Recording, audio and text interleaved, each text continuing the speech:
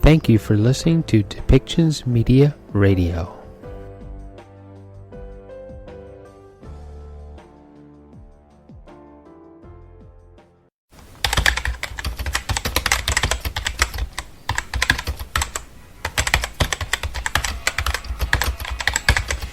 Welcome to Policy and Rights, the show about human rights and government policy.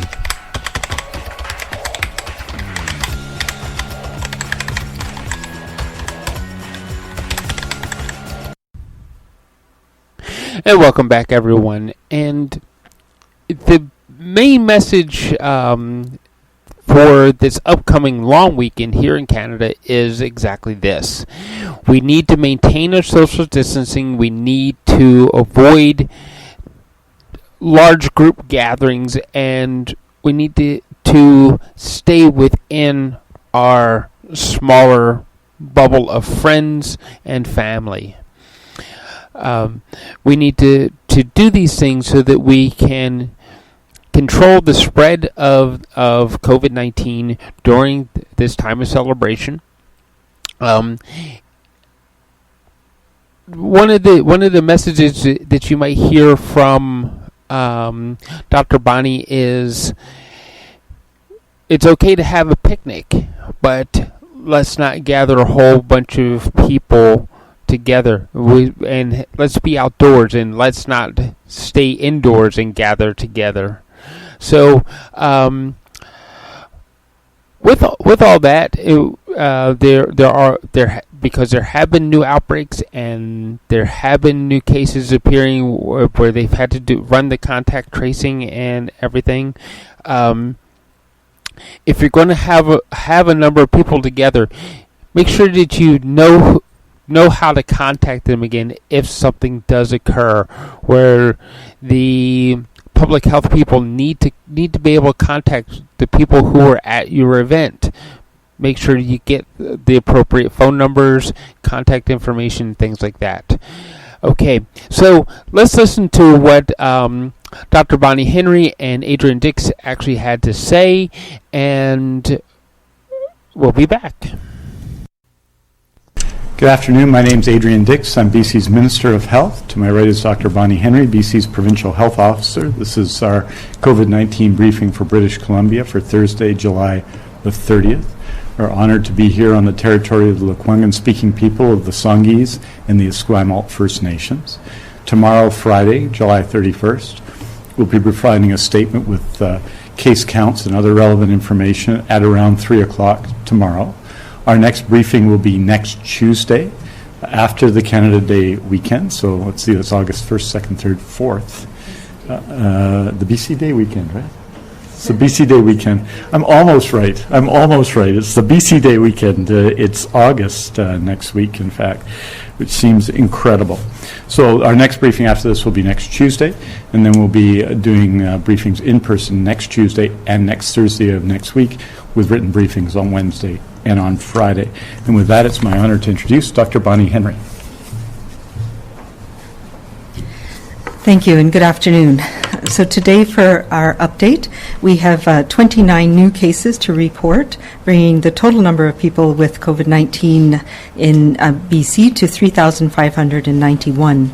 That includes 1,076 people in the Vancouver Coastal Health Region, 1,865 people in the Fraser Health Region, 143 people in the Vancouver Island Health Region, 360 people in Interior Health, 86 people in the Northern Health Region, and 61 are people who reside outside of Canada. We have 242 active cases today. Of those, 5 are in hospital, and 2 of whom are in critical care or ICU. We have no new deaths to report today, and our total remains at 194 people who have died from COVID-19 in BC. Additionally, we have 3,155 people who have recovered from COVID-19.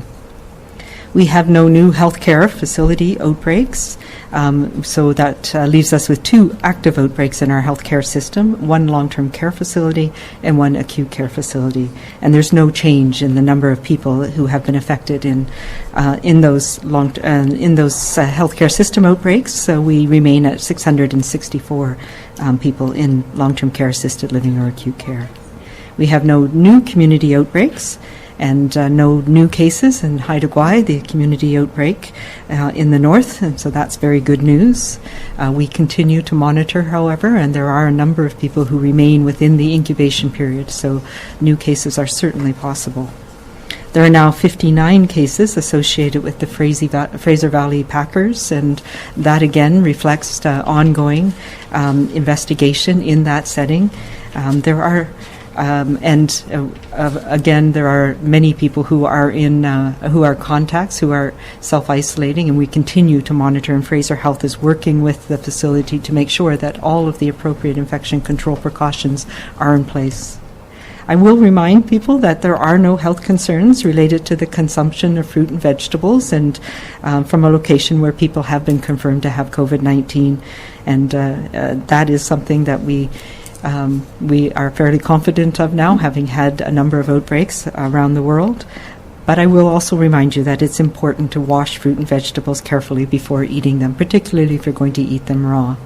And while it's not an issue for COVID-19, we do also have an outbreak of salmonella going on here in the province, and it's one that is under investigation by the BC CDC, and it reminds us of the importance of washing fruit and vegetables and produce prior to consuming them. We all know that in recent weeks, BC has faced an increase in new cases and new outbreaks of COVID-19, and that has been reflected in the numbers that we've seen over the past few days. Much of the surge can be connected to Canada Day activities in and around the central Okanagan, and particularly around the city of Kelowna. And what we saw is that when our groups are too big and we have too many people outside of our household bubble getting together, particularly when people are coming from different parts and they bring their risk with them, whether it's different parts of BC or different parts of Canada, or some people who are coming here from other countries. We know that the potential for the virus to spread increases, and we've seen the impact of that. Thankfully, we have not had, to date, much spillover into older people or into healthcare settings and other settings where we know the risk is higher that people are going to have severe disease or to die from this. However, when we brought this up and voiced our concerns to people in British Columbia, we now know that they listened. And I would like to thank people for that. Thank you for resetting and rejoining our efforts to push our COVID-19 curve down and keep it low and slow in BC so that we can manage this outbreak and continue to open up our society to have those important social connections that we need, as well as to increase our economic activities. And I want especially to thank the young people who have taken this to heart. I know it is an anxiety-provoking time. It has been a challenge for young people, whether it's teens or people in their 20s and 30s, where we don't know how long this is going to last, where many of the transitions and rituals that we have around graduation and starting jobs in university have been really rent asunder this summer. And I know that people, particularly around the Canada Day weekend, really had the need to get together, to have that joy of being together. And that is what we need to do for the rest of the summer. But we can do it safely, and we need to do it safely, and we've shown that we can. Many things may be different than what they were 6 months ago, but let's not forget that rise across BC. People have risen to the challenge, and we've done an incredible job. So let's keep this effort going this weekend and every weekend this summer. We probably all know somebody who has bent the rules to make it work for them, and that's not a surprise. I think until it hits home, we think we are immune to many of the effects of things like this virus. If you see them again, help them get back on track. Help them join the rest of us. Remind them that it is easy and possible to have fun, to socialize, and to socialize safely.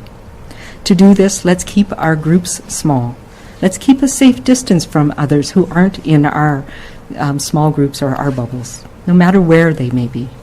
Although we may be physically distant, we do need to continue to have our strong social connections. And that is something that we have been able to do in really innovative ways across the province. And we saw that with graduation ceremonies. We see that with people getting together to celebrate births, to celebrate marriages. And I'm particularly impressed by the many young people and teens who have shown how to do this and how to do this well. Until we have an effective vaccine, we all need to find that balance of reducing our risks and increasing our social connectedness across the province. It's not too difficult to do, but it does require all of us to be involved and all of our effort all of the time. And it is the things that we do that protect our families, our communities, our seniors and elders who we value so much. So we will get through this. This is going to be our COVID summer, an unusual summer of doing things differently. But we know how to do it, and we will do it together. And this is how we can play safe and stay safe. Let's make this long weekend a different one than what we saw in early July. Whether you are 15, 25, or 55, celebrate our incredible province by socializing safely. The actions you take do make a difference, and we have seen that in the last few weeks. What you do today and this weekend will determine how we are going to be able to manage in the weeks and months ahead. So let's all do the right thing. It's how we care for our community, for our seniors and elders, for our families and friends. And this is how we can continue to be kind and to be calm and to be safe.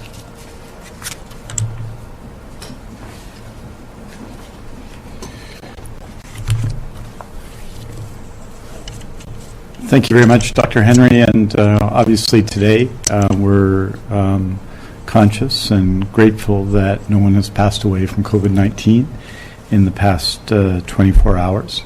We're also grateful that there are only 5 people in hospital with COVID-19, which I think is the lowest number since the middle of March, which is a significant improvement, -1 from yesterday, and of course -144 from the height at the beginning of April, that only 2 people are in critical care.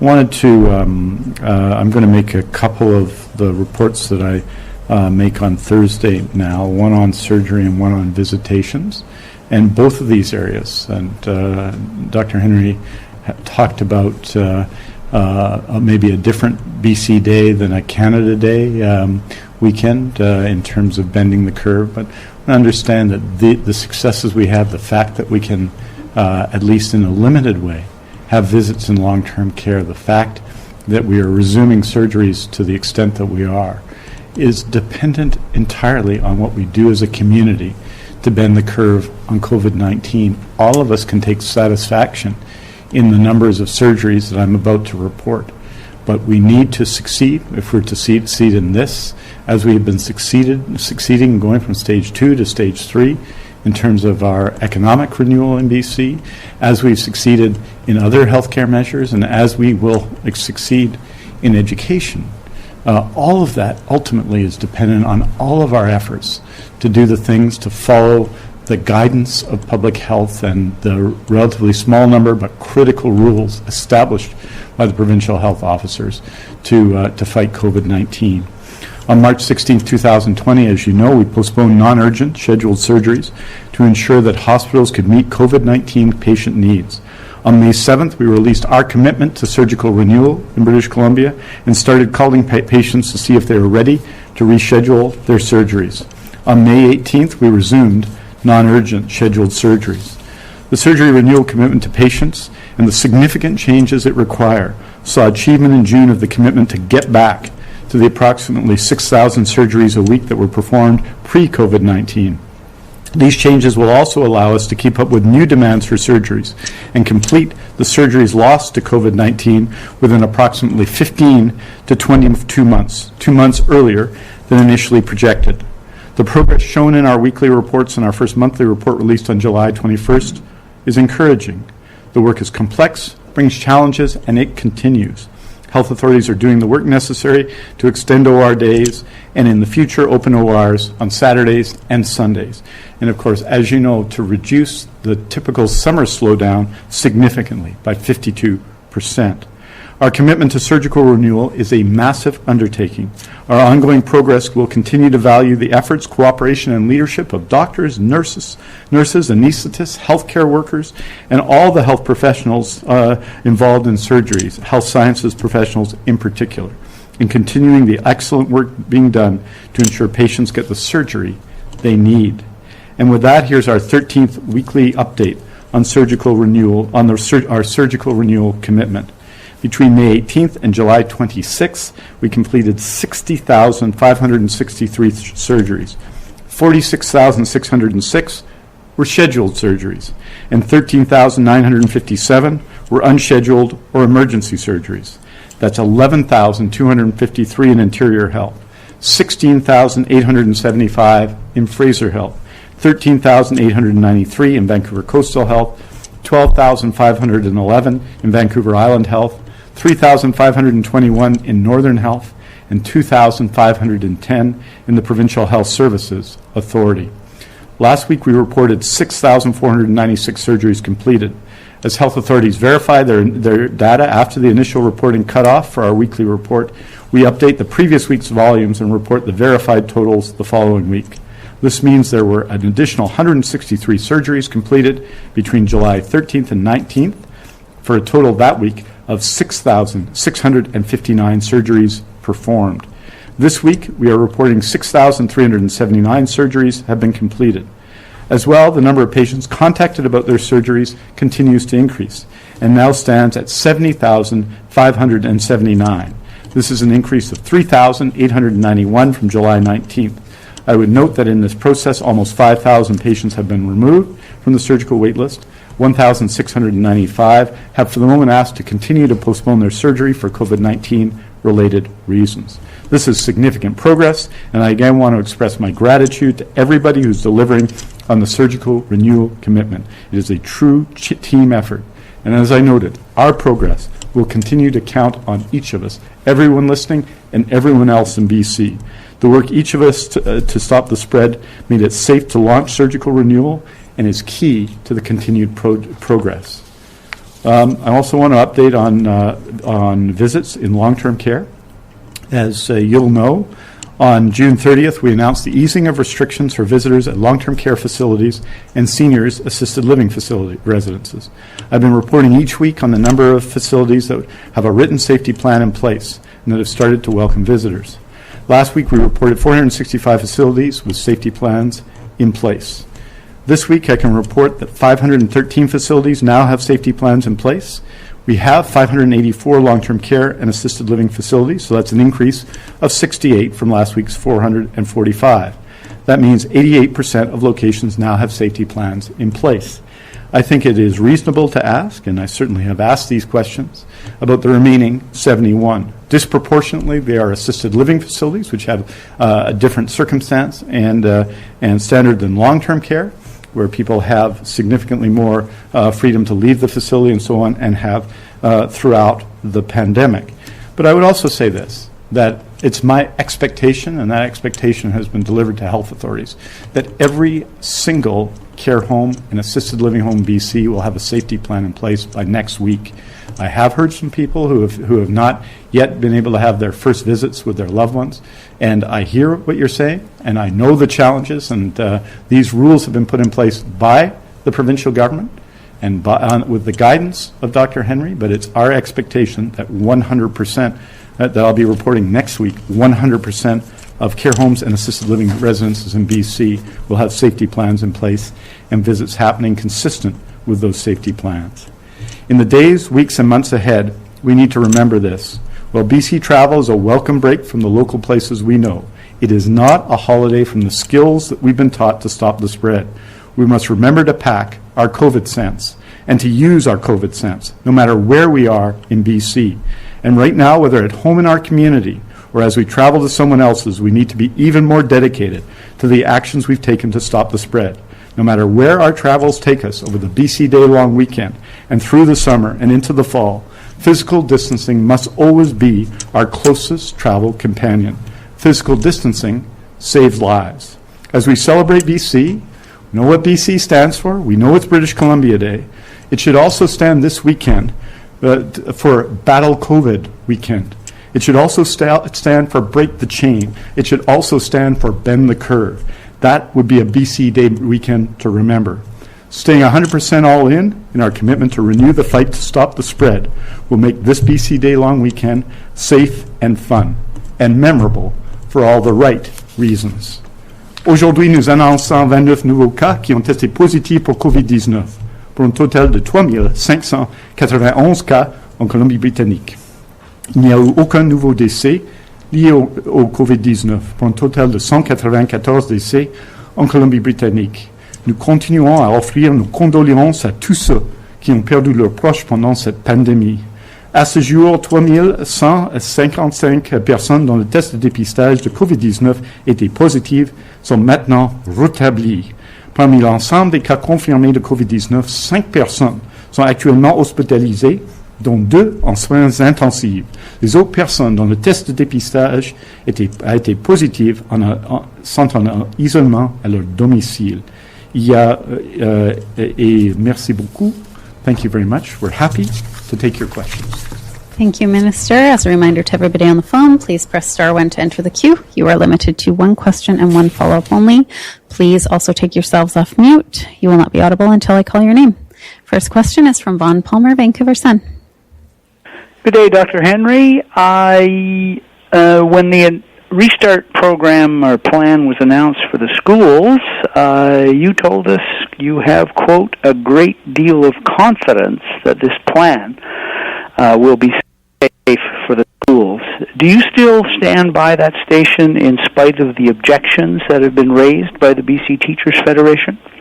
Absolutely. And, I'm really grateful for the input that the BCTF has had in all of the planning that we've done. And I know that they are committed to doing the best that we can to ensure that our children have what they need and that educators have what they need in the school system coming up. But yes, this plan, the details will be worked out on an individual basis, but the framework and the bones of it are what we need to have in place to make sure that it's safe for children and it's safe for educators and it's safe for staff. And, that's the whole aim here. We have a long history in public health of working with our schools and working through all of the different things that we can be faced with, whether it's measles outbreaks or meningitis outbreaks, whether it's the pandemic of influenza we had, or now COVID. And these are the important things that we have in place to keep everybody safe. And we know we can do that. We've looked at all of the other essential workers that we've had working over the past number of months, whether it's healthcare workers, whether it's our police services, our fire services. We have found ways to work safely, and I expect that will happen in the schools as well. And we've had a good practice run in June where we've learned a lot about what things can work and what things aren't going to work, and that's been what has helped us to develop this framework, as well as learning from other school settings from around the world. Do you have a follow-up, Vaughn? Yes, please. The number of flights that have been flagged because there were exposures on them continues to grow. I think more than 24 now. We've seen exposure alerts from the Center for Disease Control. You've referred, Dr. Henry, to the difficulty contact tracing people on these flights because there isn't effective information provided by the airlines. I guess, have you gotten anywhere in getting the message through to the airlines that this is difficult? And why are you able to use the powers that you have as provincial health officer to compel them to make more details available so contact tracing can proceed? I wish I had that power. Yes and no. I mean, I certainly can, but the reality of how their systems work, the booking systems and the systems that capture the flight manifests, they're only kept for a certain period of time, and what's actually in the booking system and the flight manifests don't always line up and don't always provide us with useful information. So yes, we do get the flight manifests, but it often takes days to get them, and they may not have usable information that allows us to effectively contact an individual. So if somebody booked through one of the online booking systems or from a travel agent, what shows up on the flight manifest is a name, but not always how we can get in contact with them quickly. So that is something that we have expressed our concern about many times over many years, and we've expressed it recently to the Ministry of Transport again federally. It is an important piece that I believe is part of how we keep air travel safe, as we need to eventually open up air travel for business, for some essential travel, for moving people, and eventually, hopefully, we'll get to travel for pleasure again, something that I would absolutely be looking forward to. So those are some of the things that I think are really important. We were actively trying to find people early on in this pandemic, and it was a challenging thing, and this is not unique to BC. It's across the country. It's in many countries. And we were able to work with Canadian Border Service Agency, Citizenship Immigration, the Public Health Agency. You can tell how complex it is to try and match things like people's passport information to their names so that we could have it more effective information. But again, that takes time, and it was done under the order that we had in place. When we put on a blanket quarantine order that anybody coming into the country had to quarantine, it became less important that we were able to identify people individually because we knew that everybody would be self-isolating. As we're moving into this next phase, it becomes, again, more important to be able to connect with people and ensure that those, particularly those right around a person who is identified as having COVID, are aware of their risk. It is still a relatively low risk, but it is definitely a risk that we would prefer to be able to notify people if we could do that in an efficient way. Next question is from Shannon Patterson, CTV. Oh, hi. First for Minister Dix. Today the federal government finally acted on the Alaska loophole. What's your response to that, and do you think more still needs to be done when it comes to our land and air crossing? I'm going to turn it to him, but I will say one thing, and I think it's great. I think that's a really helpful step, and it is something that that I'm thankful that has been put in place. I will also remind people who have traveled, whether you're Canadians who've come back to BC from traveling in the U.S. or anywhere outside of Canada, that you are, even if you are an essential worker, you still must obey our concerns around making sure that you obey the quarantine order and self-isolation. So a healthcare worker who has traveled to visit somebody who comes back must self-isolate, whether it's under the federal quarantine order or the provincial orders. And I'm saying this quite emphatically today because it's become, I've become aware of people who have traveled to the U.S. and are not, do not believe that they were subject to the requirements to self-isolate when they came back. And that is not correct. You are. The exemptions to the quarantine order, the federal quarantine order, mean that you are allowed to come back into the country. It does not mean you are relieved from the obligation of taking the precautions that we need so that you're not exposing your family and your community potentially.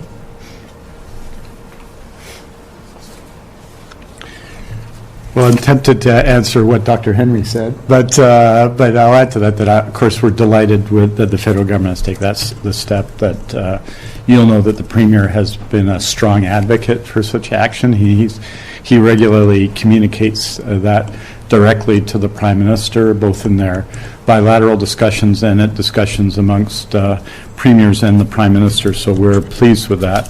What more can be done? I want to join Dr. Henry in delivering the message, particularly for people traveling within Canada. It is not appropriate ever to get on a plane and travel sick right now. It's just not appropriate ever. And there can be issues and discussions with the airlines about manifests and so on. That is an individual responsibility.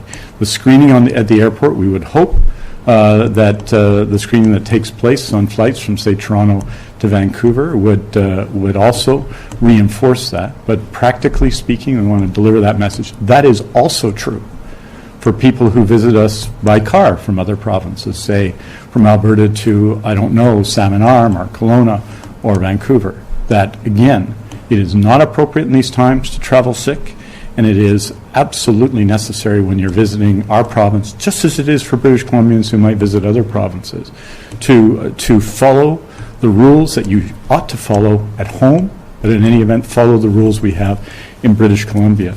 I think we obviously have to continue, as you would understand, to extend limits on visits, the current limits to essential workers between Canada and the United States, that I would hope that would continue to be extended, and that we would continue to make the case and to ensure that people traveling within Canada are aware of their responsibilities with respect to travel, because it's critically important for all of us, for every province. This is a world pandemic, and it's a Canadian pandemic, and we have to act that way and act respectfully. And we, as British Columbians, of course, we expect to be gracious hosts, but we also expect people to come here to follow the rules and regulations of British Columbia.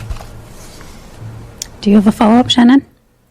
Yeah, for Dr. Henry, and I know you've spoken about this before, but with TransLink estimating less than half of people wearing masks, despite recommendations, and with back to school coming and other places like Toronto and Calgary making mask wearing on transit a requirement, why isn't BC moving to mandatory masks on transit? Why not say it is mandatory even if it's not legally enforced? Because that would convince some people who are on the fence to actually put that mask on.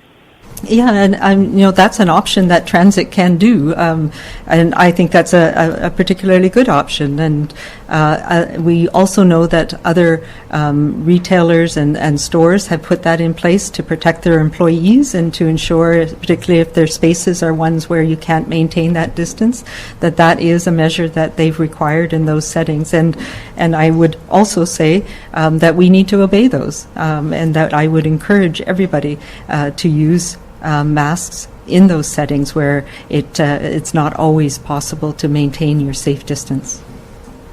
Next question is from Richard Zussman, Global News. Dr. Henry, we've been hearing, as I'm sure you have, a lot of feedback from people about the school plan announced yesterday. One of the scenarios that keeps coming up is this idea of parents with multiple kids in schools. Some cases there are teachers who live in the household, and so they're adding up the cohorts, 60 for one class, 60 for another, 120 for another, and in some cases you now have what is in essence a cohort of 300. Are you concerned about these sort of circumstances, and what is your advice around before and after school care? And how should that work when that could in essence be an entirely different cohort with kids from many other cohorts? Yeah, so this is the challenge that we all need to think about. So when we're talking about the learning groups that we're creating in schools, it doesn't mean that it's the same as your household bubble where you hug your mom and your kids and your sisters and brothers. It's about maintaining physical distance as much as you can, but recognizing that it's not always possible in those situations, and that you want to have your potential exposure group to be much smaller than an entire school. So for most schools, and we know the size of schools, it'll be one or two classrooms that'll be together. So it won't be 60, but the maximum is 60. And for older children, we know that they're better able to maintain their distances, and we need to have a bit more flexibility in the types of classes that they need to take to be able to fulfill their dreams and their needs around education. So because they're able to maintain their safe distances, to wear masks in appropriate times, to maintain the hand hygiene and other important things, there's a little bit more leeway in those people maximum number of people that you might contact over the period of a term or a year. So this is a way of managing what could be large numbers of kids that are intermixing and mingling, similar to what we're seeing with social interactions, where you maintain your physical distance, but your contact group is much smaller than it might be if you had 200 or 300 people at a party. So it is consistent with that concept of how we're doing this, and it will look a little bit different in different schools and with different age groups. But it doesn't negate the physical distancing. What it says is we know that we can't always maintain physical distance at all times in schools, so we're going to make sure that the risk periods are small and only with a small number of groups, or a small number of other students, so that we're not potentially exposing many, many others in different areas of the school. So that's the concept behind it. It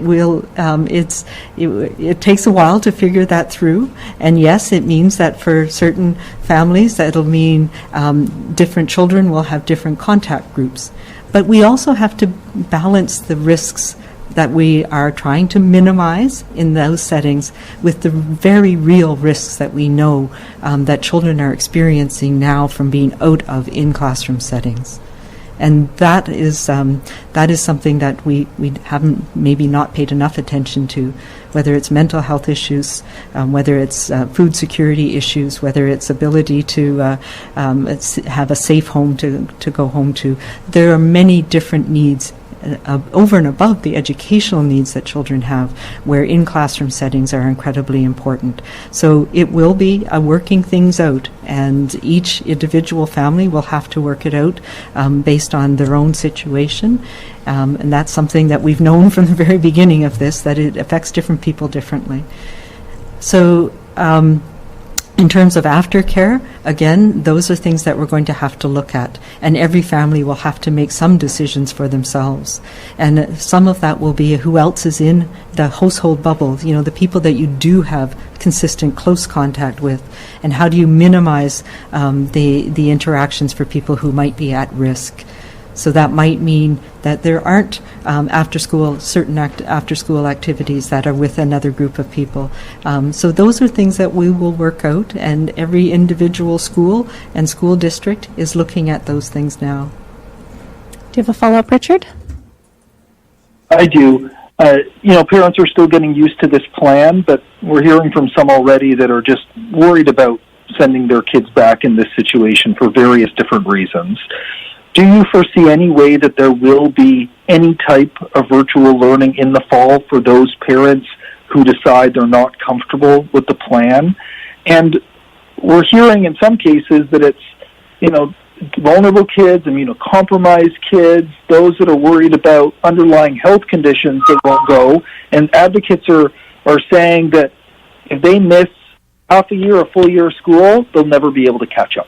Absolutely, and that's why we have this plan in place. There are options. We're not saying that every child has to be in there. That is not what the plan says. The plan says the aim is to support every child in a classroom setting as much as we can. We know that there will be hybrid situations needed in some situations, and we know that there's access to online and other forms of education. But, those are questions for the Ministry of Education, the details of those. I will tell you that we're all anxious about this. None of us have been through a pandemic like this before.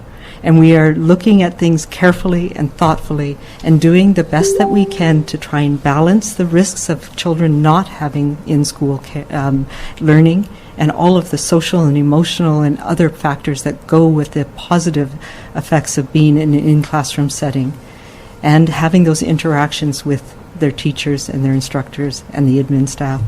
And we are also balancing what we know is a virus that has very little effect on children for the most part, but does have effect on older people.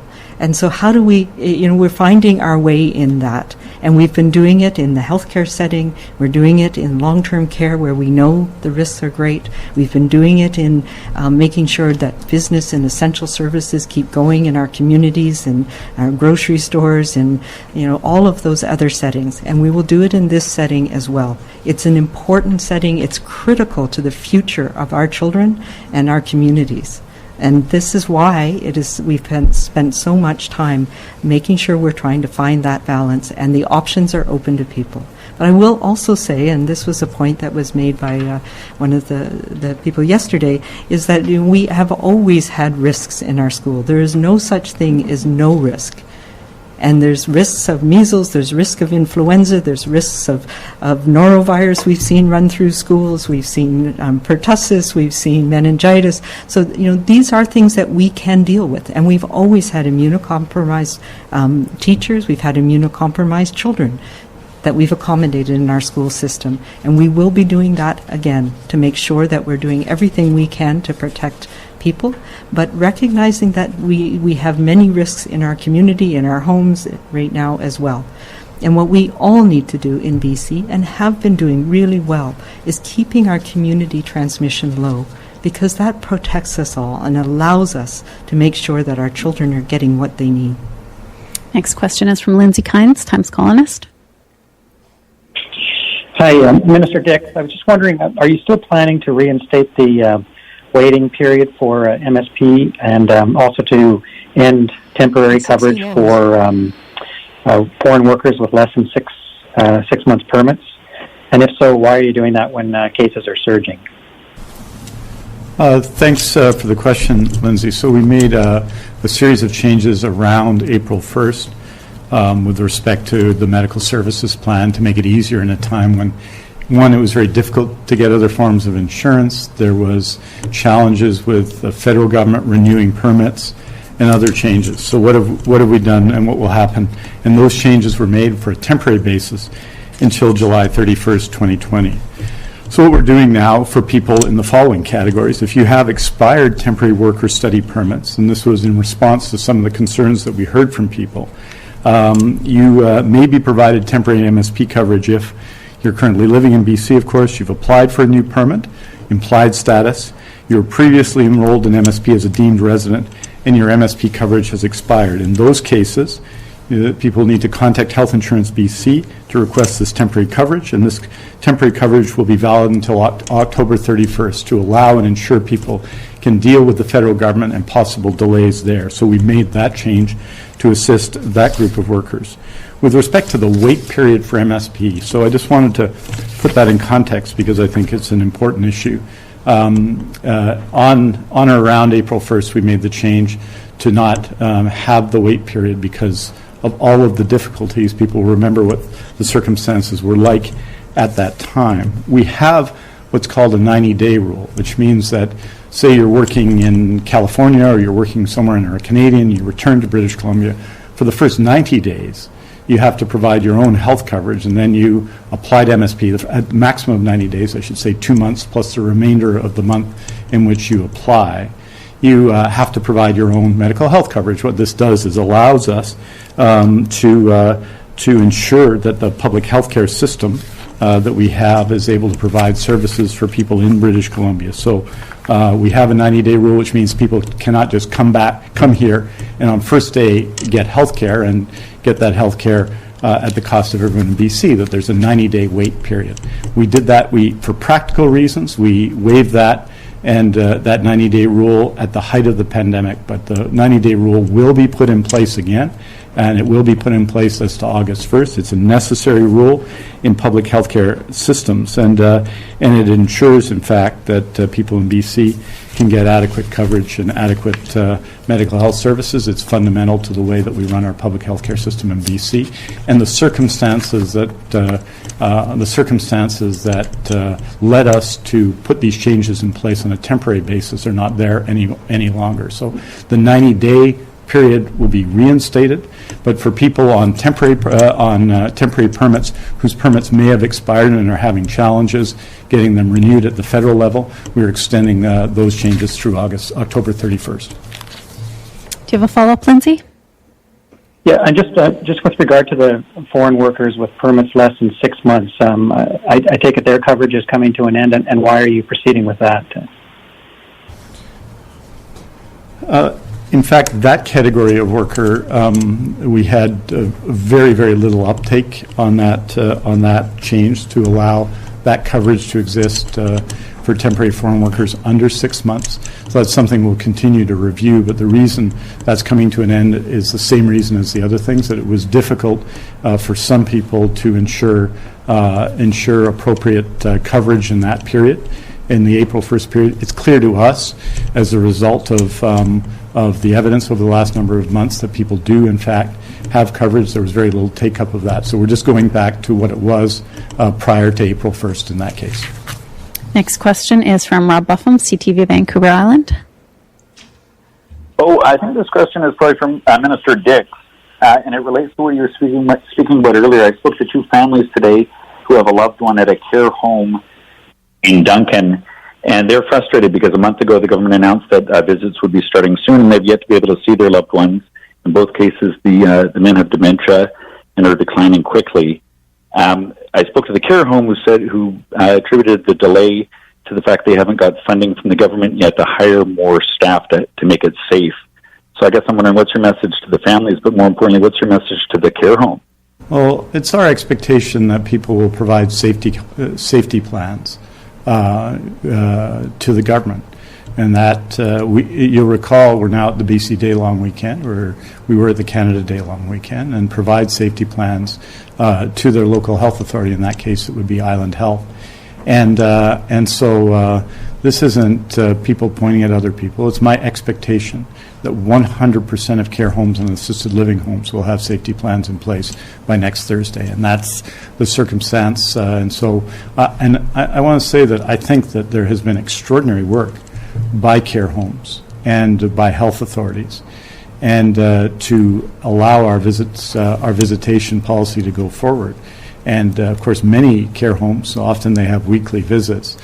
People have had 3 visits already or more at certain care homes in BC. And so that it's possible and that the plan we put forward is prudent is demonstrated by the fact that currently we have, for example, only one outbreak at a care home in BC. It's a serious one, and it's at Holy Family. So the reason we have started slow with visits, with one designated visitor per resident in a care home, is for this very reason, because we wanted to ensure that it would be easy for people to apply the rules. It's our expectation, and it's our expectation in the coming months to have more visits and more possibility of visits in consultation with, obviously, care providers and others. So we've committed enormously to the process. Care homes received retroactive for the retroactive period from April 1st to June 30th, $26.5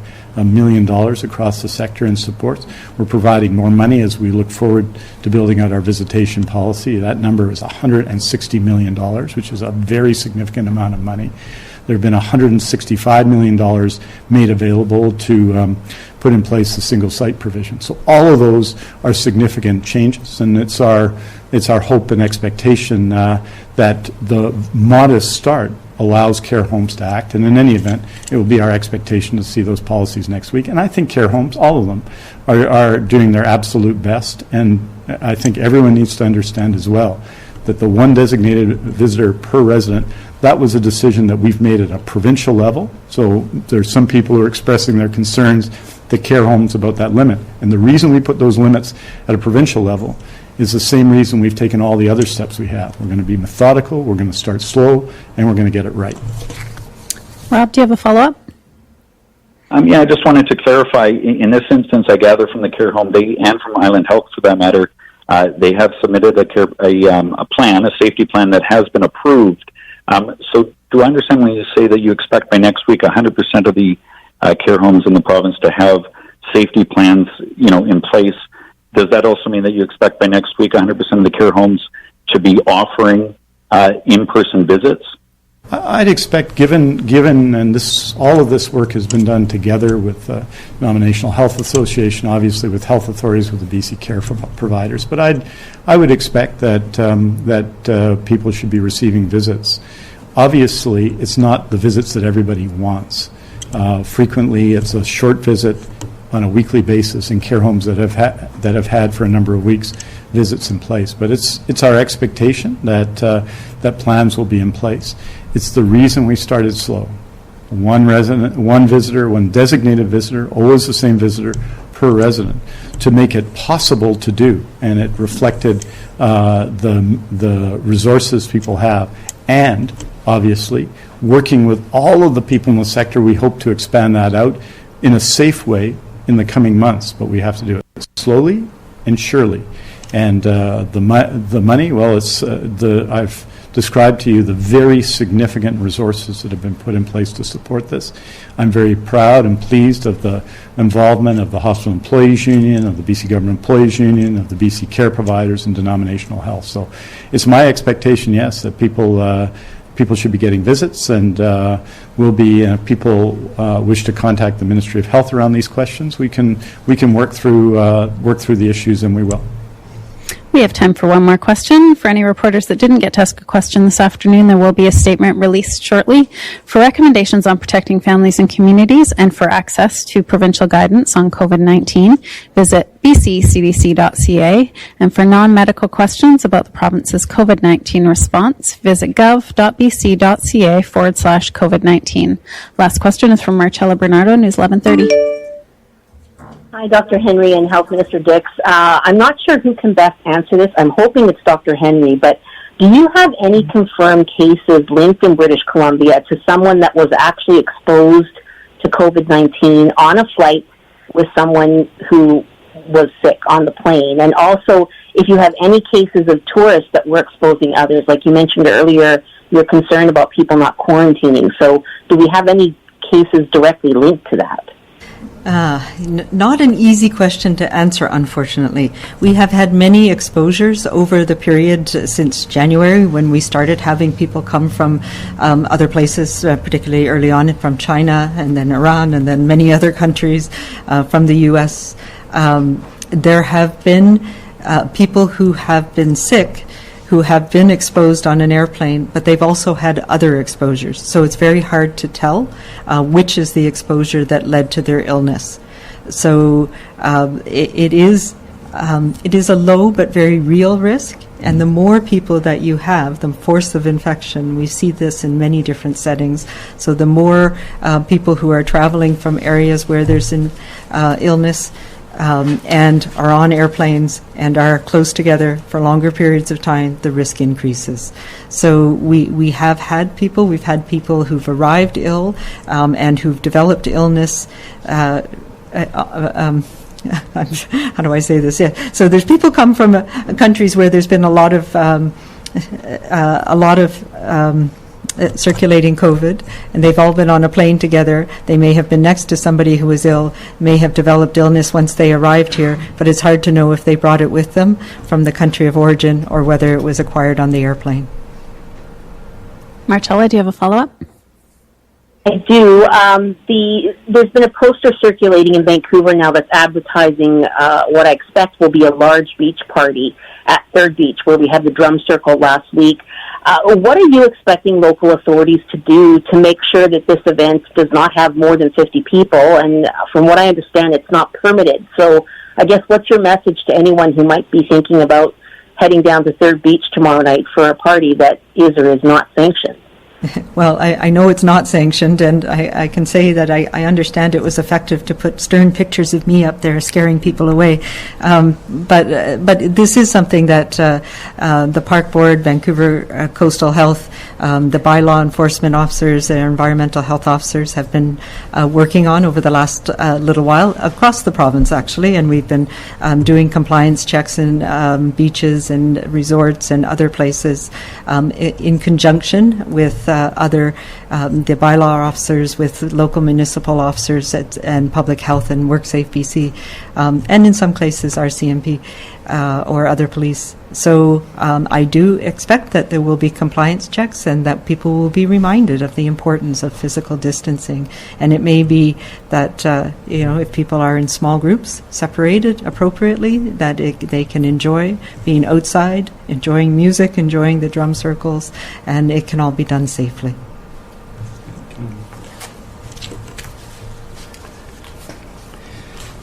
Thanks, Marcella. And at the risk of channeling the Premier, I think people do need to give their head a shake a little bit here. But the things that we're most concerned about are the things we've seen in other places, which are indoor parties, which are less likely, although I understand some places have air conditioning, less likely in this period, but on this hot weekend. But indoor, close parties, if people are being invited to those parties, where they don't know people who are there, and they're joining in those things.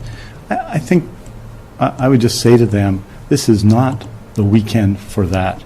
Now, next weekend isn't either, and the one after that isn't either, but I think people have to look at those situations, look at parties, particularly indoor parties, which may happen on a BC day-long weekend or on any Friday and Saturday night or other nights, that they should look at that, look at those kind of events, and not go. And if there are events where everybody's invited, of course somebody at the event needs to take the responsibility for potential contract tracing purposes of identifying and writing down everyone who's at the event. So I think this weekend we can do this.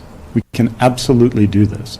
And it's not just a question of someone putting up a poster, whether it's permitted. We all have the responsibility, it seems to me, to look at that situation, to understand we're in a pandemic, to look around at the people we know and love, and to make the right decision. Thank you very much. Merci beaucoup. Thank you. Okay, it is going to be a really great long weekend.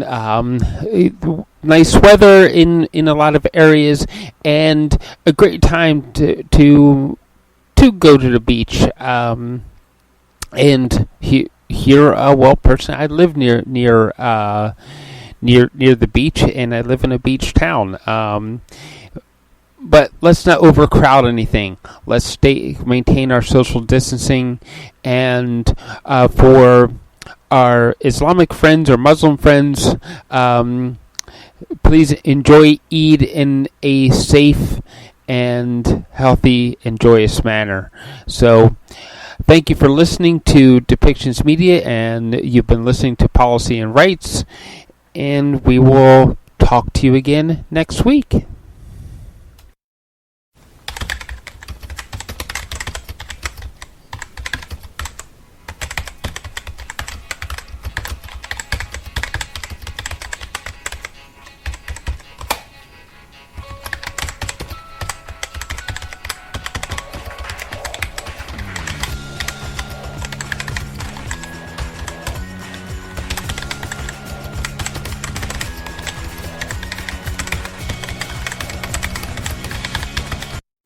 This show has been produced by Depictions Media. Please contact us at depictions.media for more information.